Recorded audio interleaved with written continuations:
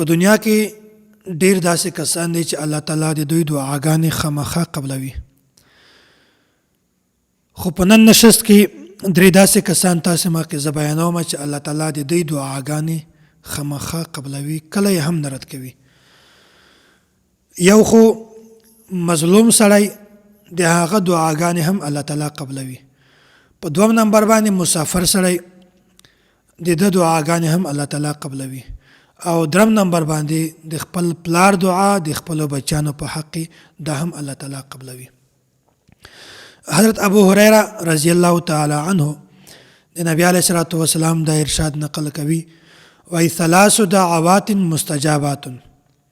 درې دعاګانې داسې دي چې د الله تعالی خامخا قبلوي: دعوة المظلوم ودعوة المسافر ودعوة الوالد على ولده. د مظلوم سړي دعا، د مسافر سړي دعا او د خپل پلار دعا د خپل اولاد په حق دا الله تعالی خامخا قبلوي. نو اول دا د مظلوم سړي دعا. الله تعالی ظلم کله هم نه خوښوي، او کوم یو کس چې چاته ناحقه طور باندې تکلیف ورکي، هغه سره زیاتی وکي، نو د زیاتی کولو والته ظالم وایي. او کوم کس سره چې ناحقه ظلم وشي، زیاتی وشي، څوک تکلیف ورکي، هغه کس ته مظلوم وایي. په دنیا کې نن سبا په ډیر زیات تعداد باندې مسلمانان د مظلومیت ول ژوند تیروي. بیا دا داسې مظلومو خلکو دعاګانې هم الله تعالی خامخا قبلوي.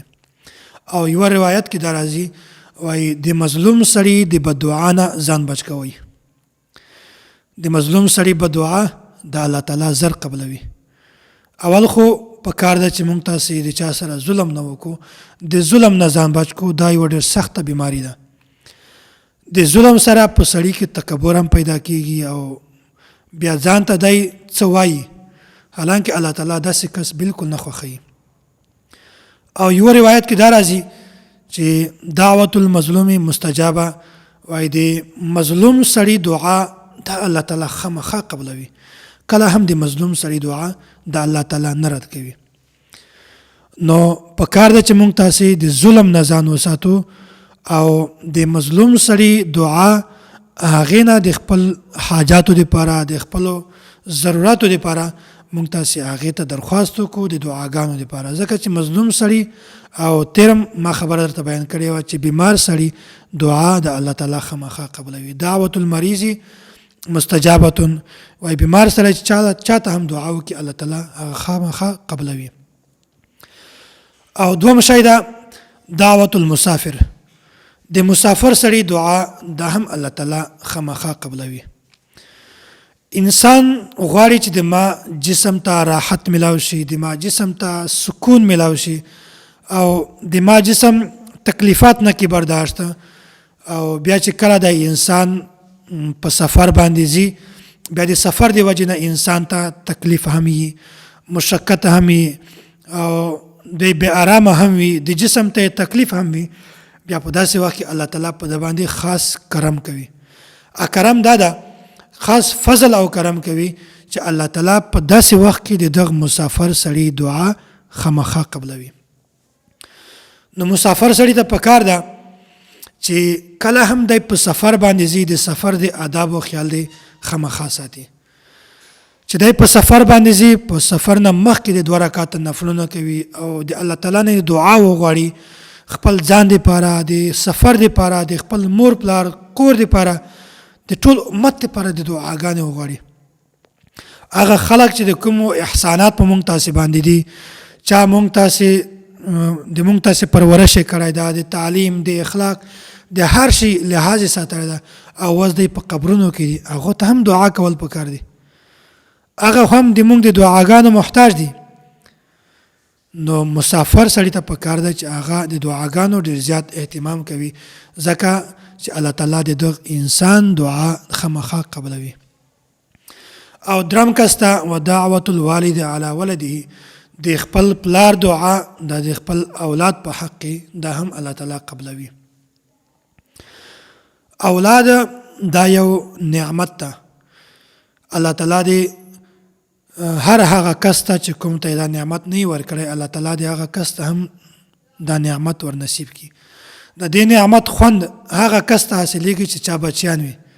چا بچیان نه وي هغه ته د اولاد نعمت قدر نه وي.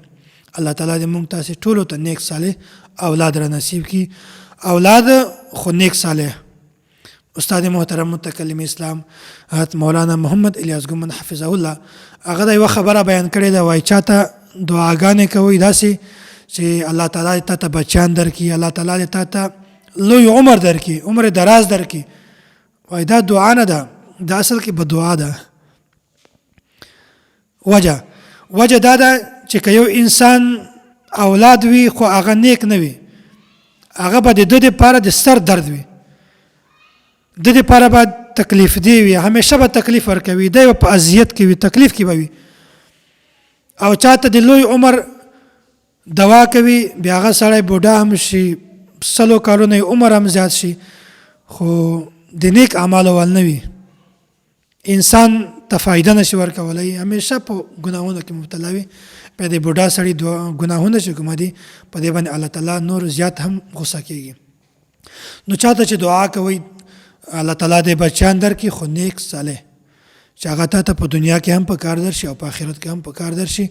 او چاته د عمر دعا کوي الله تعالی دې تا ته د عافیت وال ژوند در نصیب کړي. عافیت وال ژوند که لږ وي هم په عافیت سره به وي، که زیات وي هم په عافیت سره به وي.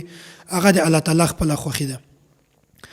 نو یو پلار د بچي په خپل پلار باندې دا حق ده چې دا خپل بچي ته د تعلیم اخراجات برداشت کړي، د اخلاقو ذمہواری هم واخلي، د سکول، د مدرسې، د سبق، د قرآن کریم، د ټول تعلیم اخراجات هم برداشت کړي، د ژمي او د ګرمي د کپړو، د رهن سهن تکلیف هم برداشت کړي، اخراجات هم برداشت کړي.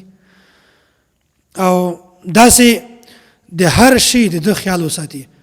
نو په دې وخت کې پلار ته دا ډېر تکلیف او مشقت وي په داسې وخت کې. نو بیا الله تعالی په دغه وخت کې دا کرم کوي او فضل کوي چې الله تعالی د دغه پلار دعا د خپل بچیانو په حق کې خامخا قبلوي. نو الله تعالی دې موږ تاسو ته د بچیانو ول نعمت هم راکړي. او که د چا مور پلار ژوندي وي بیا د مور پلار ډېر زیات قدر کوي. دا هم یو نعمت ته، خو د دغه نعمت قدر هغه چاته کېږي چې د چا مور پلار په دنیا کې نه وي او وفات شوي وي، مړه وي، شهیدان وي. او چې کله د مور پلار ژوندي وي بیا سړي ته دومره زیات قدر نه وي، چې کله مړه شي بیا سړي ته قدر کېږي. خو الله تعالی دې موږ تاسې ته د دوی په ژوند کې د دوی قدر را نصیب کړي. بس دا صرف یو دعا کوي، د مور پلار دعاګانې دا چې کله د بچي سره وي بس دا انسان کامیاب ده.